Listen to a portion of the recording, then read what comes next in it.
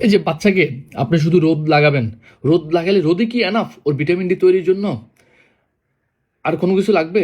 যে আমি শুধু রোদ লাগাবো, আমি কোনো সাপ্লিমেন্ট খাওয়াবো না, আমি কোনো ভিটামিন খাওয়াবো না, কিচ্ছু করবো না, তাহলে কি এনাফ? আসলে দেখেন, শুধু রোদ দিলে ভিটামিন ডি যথেষ্ট নয়, বিশেষ করে নবজাতক ও ছোট বাচ্চাদের ক্ষেত্রে।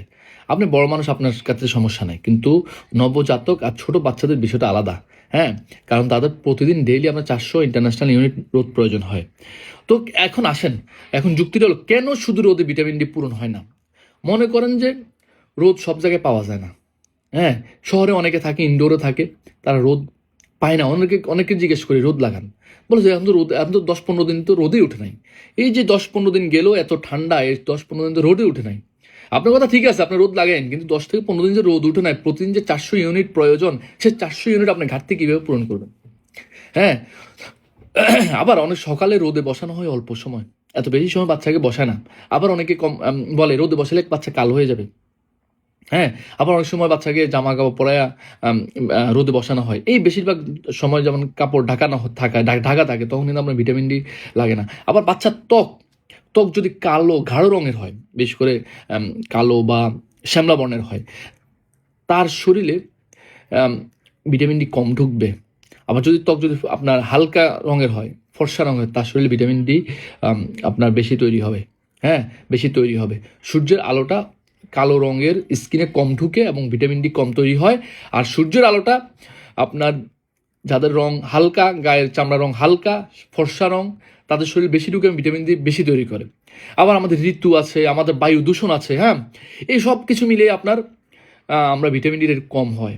আবার যে সকল মা ব্রেস্ট ফিডিং করেন, ব্রেস্ট ফিডিং পৃথিবীর সেরা ফিডিং। হ্যাঁ, তবে প্রতিদিন যতটুকু প্রয়োজন ভিটামিন ডির, সেই পরিমাণটা মায়ের দুধ থেকে আমরা পাই না। এই যে কারণগুলো আপনাকে বললাম, এই জন্য আপনাকে ভিটামিন ডি সাপ্লিমেন্ট আপনার বাবুর প্রয়োজন। তা না হলে কী হবে, তার বসতে কষ্ট হতে পারে, তার দাঁড়াতে কষ্ট হতে পারে, তার হাঁটতে দেরি হতে পারে। হ্যাঁ, মনে করেন যে 9 মাস পরে সে সাপোর্ট নিয়ে যে 6 থেকে 9 মাস সাপোর্ট নিয়ে বসার যে বিষয়টা, সে তখন সাপোর্ট নিয়ে বসতে নাও পারে। আবার রিকেটস, তার হাড়গুলো বাঁকা হয়ে যাওয়া, এই রিকেটসটাও প্রতিরোধ করা যাবে না। ছোট বাচ্চাদের খুব ভিটামিন ডির ঘাটতির কারণে আপনার রিকেটস নামক একটা রোগ হয়। ঠিক আছে, তাহলে এখন কি করবেন? হ্যাঁ, আপনি রোদে লাগান, আপনার রোদে লাগান। রোদ লাগানো একটা ভালো অভ্যাস। আমি রোদ লাগানোর বিপক্ষে নয়, আমি রোদ লাগানোর পক্ষে রে ভাই, আমি আপনার দলের মানুষ। রোদ ভালো অভ্যাস, এটা আপনার হাড়, আপনার ঘুম, আপনার ইমিউনিটির জন্য উপকারী।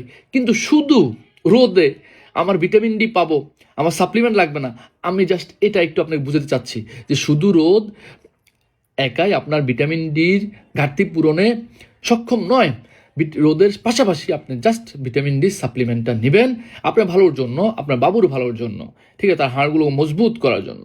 ঠিক আছে, তো শিশু ভিটামিন ডি পূরণে নিয়মিত আপনি ড্রপটা নেবেন। হ্যাঁ, ঠিক আছে। তো 400 ইউনিট যদি আপনার বাবুর বয়স 1 বছরের কম হয়, নবজাতক হয়, একদিনে বাচ্চা থেকে 1 বছরের বাচ্চা পর্যন্ত 400 ইউনিট।